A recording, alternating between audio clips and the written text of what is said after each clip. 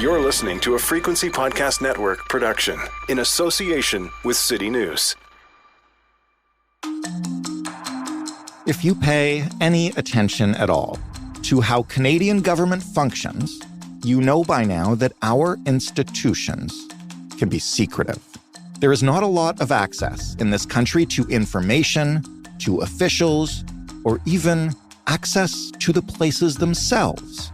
That goes double for institutions like prisons. It's really rare to get even a look inside them.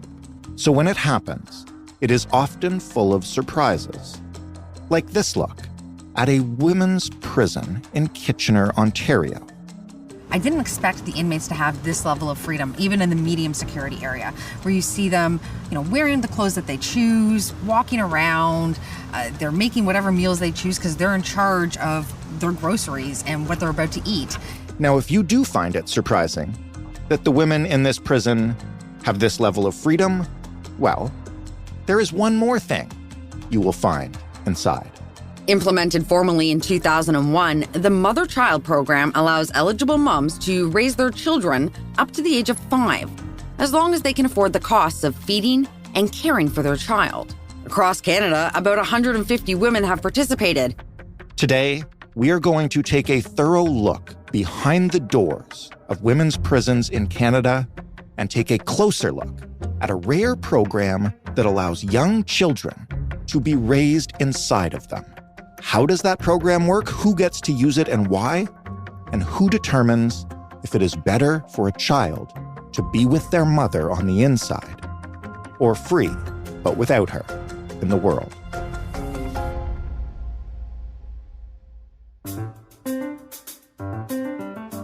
I'm Jordan Heath-Rawlings. This is The Big Story. Christina Howran is a reporter with City News. She is also the host and writer of a new documentary called Veracity: Prison Moms, which aired last night across Canada and which you can find right now on demand at citynews.ca. Hello, Christina. Hi, Jordan. Thanks for finding time for us. Thank you for having me on. Of course, this is a really interesting documentary. It's a really interesting project, and I like to start these things by getting you to talk about the people you spent some time with. So maybe first just tell me about a woman named Danielle Ouellette. Who is she? Where is she? How did she end up there? Danielle Ouellette is actually the very first inmate that I met for this project. She's just around 30 years old. She had been suffering from addiction for quite some time, and yet had these moments of sobriety where she wasn't living in a very chaotic life. And during that time, she had a beautiful boy named Charlie. Now, her and her partner broke up. She found herself spiraling and ended up getting back into her addiction fairly heavily. And she ended up being convicted of attempted armed robbery. So she wasn't successful, but she did attempt to, and she likes to say, regain money that was stolen from her mother. But yes, she was convicted of attempted armed robbery, and actually arresting her involved like SWAT-like activity. She refused to leave the house. The entire home that she was living in was surrounded by police. It took her several hours to get out of the home. And when she did so wearing a thong and a tank top. So this is how far into her addiction she was. She pled guilty and she was sentenced to just over 2 years. And during her time at the Edmonton Institution for Women, she had taken so many different programs, lots of different courses, all with the goal of eventually being able to raise her son, Charlie, with her in prison. At the time, he was being bounced around from one grandma to another, to his father's home, little stints in foster care. And then his father passed away. He actually passed of a drug overdose. And that's when she said, okay, now it's my turn. Like, let me do this. And she had him with her in Edmonton's institution for about 6 months. And that was probably the most stability that beautiful boy has ever experienced. And it's sad to say this, but living in a prison for 6 months was the most stable his life had ever been. And we're going to talk about the program that allowed this to happen. and how it works. But first, you spent a lot of time with Danielle. Given the story that you just told me about her conviction and her arrest, what were you expecting when you met her? What did you get? So, Jordan, I went to Edmonton and I went to this prison all by myself. My crew was staying back in Toronto. This was sort of like a pre-interview. Right. And I had never been inside a women's prison, right? I did not know what to expect. Based on the news articles that I had read, I was expecting her to be a little bit more brutish, certainly more hardened. And I'll be honest, I was a little bit scared. I knew I was going to be in a closed room with her. I didn't know, how, if we were going to jive or how she was going to be or if I was going to say something that would offend her. And I show up to the prison and out bounces this woman with pink hair and a pink tank top, and she's wearing leggings. She's like, "Hey, you're already here." And I looked at her and I was like, "Danielle?" And it was somebody you just wouldn't expect. Almost, I know she was not rainbow bright, but that's what she reminded me of at the time. What about the prison itself? What were you expecting when you walked in there versus what you got? Well, I expected a lot of bars. I expected there to be cement floors. And if anybody's ever seen, Orange is the New Black or Wentworth on Netflix, that's what I expected. I knew that there was some sort of more rehabilitative properties to these institutions, but I did not expect to see, rabbits going across the lawn and beautiful gardens and women just milling about in regular clothes because they don't wear jumpers. They wear their own clothes that they bring in with them. So you can't really from a distance tell the difference between an inmate and staff members. They're walking around and very friendly. Everybody that I encountered, particularly in Edmonton, was exceptionally friendly. And you don't think that because, a lot of these prisons are multi-security levels. So you do have people that are maximum, medium, and minimum, but you can be a minimum security and still be a convicted killer. Really? Oh, yeah. The classifications have much more to do with your behavior as an inmate than your behavior on the outside. So you don't know who you're going to be interacting with. And yet everybody was quite pleasant. Definitely when it came to women interacting with Charlie, there were inmates that were giving him piggyback rides. They would all run to check in on him like, "Hey, Charlie, is that a new dinosaur? Are you going to draw me a picture today?" And there was a real genuine care for this child from all of these women that surrounded him. And it was really quite touching because a lot of these women, 2/3 of women serving time in federal institutions are moms. So most of those women don't have regular contact with their kid. And you could see that they were sort of portraying that onto Charlie. I think this is going to be a theme in our chat in terms of expectations versus reality. So before we get into it, maybe zoom out a bit and just quickly, what got you interested? And you went inside different women's prisons. You spent a lot of time there. What were you after, and what is the documentary hoping to show? Well, I've been interested in jails and prisons for over a decade now. It's kind of been my unofficial beat. I've gone into lots of provincial jails. I've done lots of coverages on different stories, different topics that involve jails and prisons, but I'd never been in a women's prison. And I recall it was around last Christmas or 2 Christmases ago, I guess, at this point, I was watching Wentworth on Netflix and I saw this little child being raised in the prison. And I thought, this is a really kind of interesting program. I wonder if it's real and I wonder if we do it. And quick Google search, and I found out, oh my goodness, we actually allow mothers to raise their children inside these prisons. And I immediately was like, this is a documentary. We need to see how this works. How are the children adjusting? How can you have convicted killers and, robbers and attempted murderers raising children in a prison? And so I really set out January of 2022. I started reaching out to the government, trying to get contacts. How could I get in there? Filling in, a plethora of forms. And it was a really tough, sell, but they allowed us in. So we went into 2 prisons, Edmonton and then Grand Valley and Kitchener. And I really wanted to have an understanding of how this program worked, but also knowing that so few women are actually eligible for this program because of the crimes that they committed or because of the age of their children. Right. How does somebody maintain a bond with their child when they may never see them again, face to face because they're serving a life sentence. And I really wanted to try and examine that. And I think that we got a good understanding of how that would work. Like you, I had no idea this program existed until you reached out to me and mentioned it. What is it exactly? How long has it been around for? Who uses it? You mentioned not many people can qualify. Tell me a little bit more about it in general. Okay, so about 20 years ago, the federal government formally implemented this program, and it had been in the works for some time.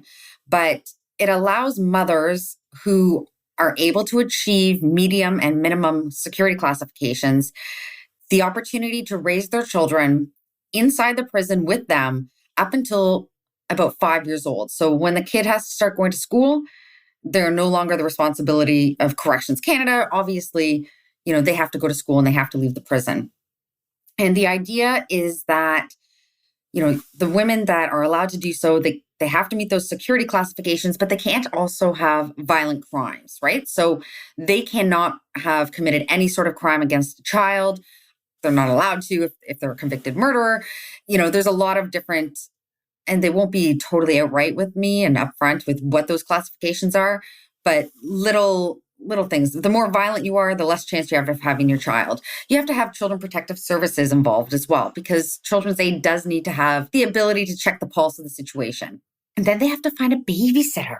So they have to find a babysitter, a woman that also meets all of those qualifications, who has agreed that, yes, when you go to class or when you go to do your job in the laundry or whatever your work position may be, that I will watch your child for you. So there's a lot of little tiny hurdles that have to be crossed, but it's only been used by about 150 women over 20 years because of these hurdles. But they're able to raise their child with them. So there's like a special room that has almost like it's like an adjacent room where the child's crib is, or where as they get older, their bed is. And that's how the mother can keep tabs on their child. The child is with them at all times. And yeah, the child is just surrounded by, convicted criminals all hours of the day. Well, forgive my naivete, but in practice, and I don't mean this to sound stereotypical or anything, but is it not a little harmful to a young child to be raised in a prison, no matter how nice the convicted women are around? Like, what about interaction with other children, exploring the world, developing those social skills? Like, it seems a very odd place for such a young child. I 100% agree with you there. It's nothing, Jordan, that I would have anticipated seeing. I can say this, that with Charlie, because he was 3 and then 4 years old, the prison had worked out a program where he left with Danielle, his mother, twice a week, and they went to a mummy child play group. So it was outside of the prison, it was within the community, and he had this regular interaction with other children. But I still question. I mean, I could see how well these children are adjusted now, but you hear them use terms like lacerations. And as Charlie, he was forced to leave the prison because of a COVID outbreak, he was questioning, like, who's going to count me at night? Like, is the guards coming? Are the guards going to be coming? What time do the guards come around? Wow. And it's almost like he anticipated that life would continue because, he was 3 years old when he went in there. That's what he remembers. Sure. So there's a lot of good literature that really does say that the bond between a child and its mother is paramount, and particularly during its infancy and, being able to breastfeed and have that sort of nurturing and bonding. But I think that that's part of the reason, perhaps, that, they don't allow 7, 8, and 12-year-olds to be living there. Because you do need that sort of social interaction, and you do need to grow up with other kids, or at least not entirely surrounded by inmates. Why did some of the women that you met make that choice to have their kids with them? And I guess what I'm trying to get at is, did they have that conversation with themselves about what is best for the kid? How do you come to that determination? Like, obviously, as a parent, you want your child close to you no matter what, but how do you wrestle with the idea of, is this environment the best place for my child, even if it keeps them close to me? Well, I'll speak for Danielle here, and Danielle's situation, I'll speak to it. she had been fighting to get Charlie in the prison. She had done all of these courses. She was fighting with her ex to try and bring him in. And he was like, there's no way. But she looked at it as Charlie's father was also struggling with addiction. And this is the environment that Charlie was being brought up in, was being bounced around from, Edmonton grandparents to Lethbridge grandparents to his dad for a couple of days until his dad would go on a spiral and, would relapse and then dump Charlie off at another grandparent's house or family member's house. And that wasn't stability. And she looked at it as, I'm sober and I have been for a year. Let me take care of him here. I'm already in the right unit. This is almost like an apartment setting. This is better for him to have a sober mom who's present than somebody that's struggling with addiction that isn't. And so it almost seems like a no-brainer in Danielle's situation. But I spoke with other moms who said they had the opportunity to do so, but they didn't want to separate their kids because they could only bring one child in because one child was eligible under that age. The other one wasn't. Or there was a pregnant woman who was told she was not eligible to bring her child into the prison. And she delivered the baby in hospital, and her mother took custody of the child and brought them back to the Ottawa area. And she was told she could reapply and maybe her baby would be allowed to come back, when they were 4 months old. And she said, well, at that point, no, I don't want them, being moved back and forth and back and forth. I'll only be in here for a year max at this point. I may as well just let him stay with my mom. She just said it wasn't a good environment particularly if they're going to be going back and forth. But I understand it, right? Having a child with you, what's happening with them, particularly when they're young. It's one thing if you could talk to your 8 or 12-year-old or 16-year-old on the phone. You're not doing that with a 2-year-old. You want to know what's happening. And I know that was a big motivating factor for at least the 2 moms I spoke with that did raise their children in prison. So far, this has been a really pleasant conversation, for one, about a prison. Tell me about some of the problems that you encountered during your time inside, because this program sounds good. These stories I've heard about Danielle and Charlie and being sort of taken care of by the group are amazing, but it can't be all like cottages and rabbits on the lawn and this kind of thing. Like this is a prison. It is a prison. And where you can see that most evidently is in the maximum security unit. So we were not allowed to bring our cameras in there, but I can tell you it was exactly what you expect a prison to look like. Everywhere throughout this, particularly like Grand Valley, everywhere you go throughout there, you have a lot of freedom of movement.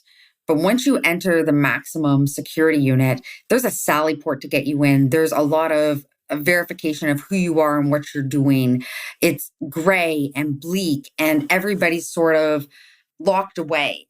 You don't see people roaming the halls. You don't see people, gossiping in the corners or even just being social with one another. You really don't see inmates because they are locked away. The inmates there only have 1 hour of outdoor activity per day. They are in a separate yard that is totally blocked off. They actually have like this black plastic thing over the fences so they can't even properly see out. The gym equipment that they have doesn't have cables or removable parts. It's the kind of thing you might see at certain newer playgrounds, right? So that they can't take it apart and use it as weapons. This is the typical prison that we're talking about. Oh, 100%. They had meal hatches on those doors, whereas, the women in medium and minimum are making their own meals and they're using butcher knives. Now, butcher knives that are on chains and linked to the wall, but, they still have access to sharp materials. It's the real deal prison with video cameras everywhere. We had an opportunity to see the surveillance area, and I was shocked at how many cameras there were throughout the prison, but particularly in the max unit. And something that really was very apparent was the overrepresentation of Indigenous women within the facility. It was troubling, to say the least. And you could even see it reflected on, all of the diversity boards and the programming that was at the prison. There was a lot of Indigenous programming, which is fantastic, but it's also sad that there was so much representation there of, a population group that is, 3% of Canada. How did the inmates that you weren't interviewing feel about you getting this kind of access to their facility? I mean, you said yourself you spent weeks in there. We did. We started going in June, and our last shoot was, I believe it was 2 days before Christmas.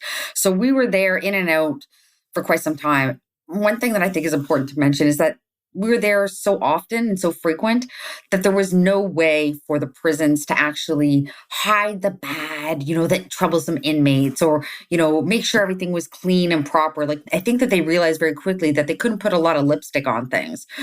So I feel like we got a real sense of how the facility really was. Now, there were some women that were very friendly with us, and there was definitely some death stares, like that dirty look of like, because of you, I can't go over to this area. Why are you here?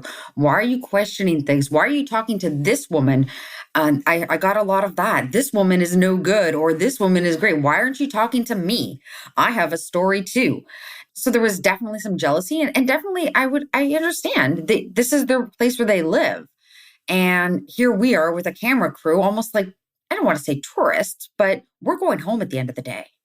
I'm going to go home and I'm going to have the internet, and I'm going to be able to Google things, and I'm going to be able to look up things and, listen to a great podcast like yours and do whatever I want. But they don't have these abilities.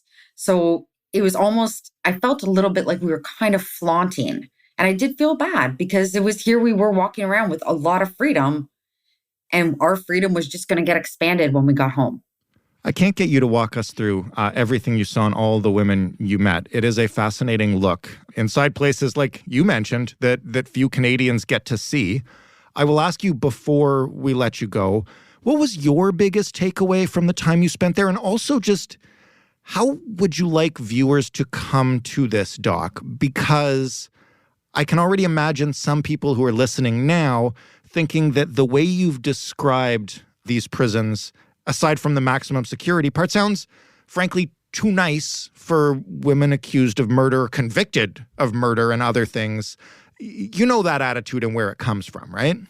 Oh, I do. And I'll say even while I was there, I had definite shots of that. There's a family visiting area, for example, that's a cabin where you can have overnight visits with your family.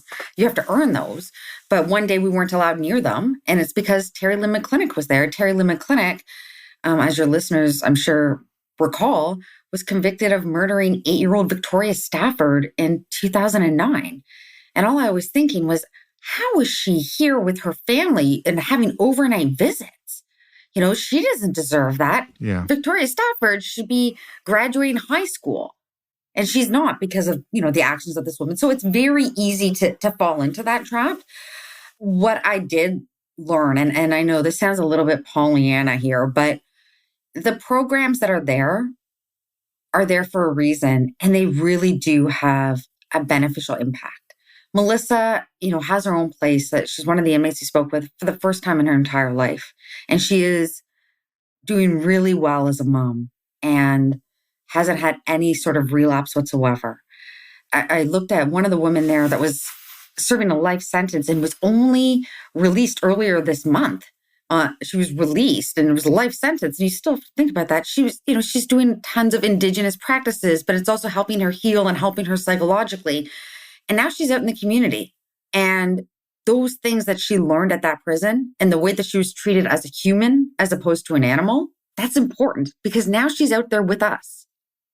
So somebody that was convicted of murdering a man is now out in the community.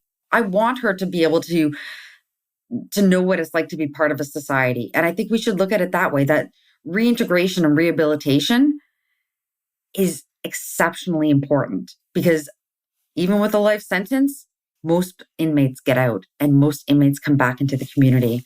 And I'd rather them, and I'm sure they would rather be law-abiding, contributing members versus potentially having future victims. Christina, thank you so much for this. The documentary is excellent. It aired last night across the country on City News. You can watch it on demand right now if you would like by visiting citynews.ca. If you don't even want to type that into a browser, you can go to our show notes and we will put a link to it right there. Christina, thanks again. Thank you so much, Jordan. Christina Howrun speaking to us about her new documentary, Veracity Prison Moms. As I mentioned, the links in the show notes. That was The Big Story. For more, head to thebigstorypodcast.ca or find us on Twitter at TheBigStoryFPN. You can always reach out to us via email, hello@thebigstorypodcast.ca, and you can call us and leave a voicemail if you like, 416-935-5935.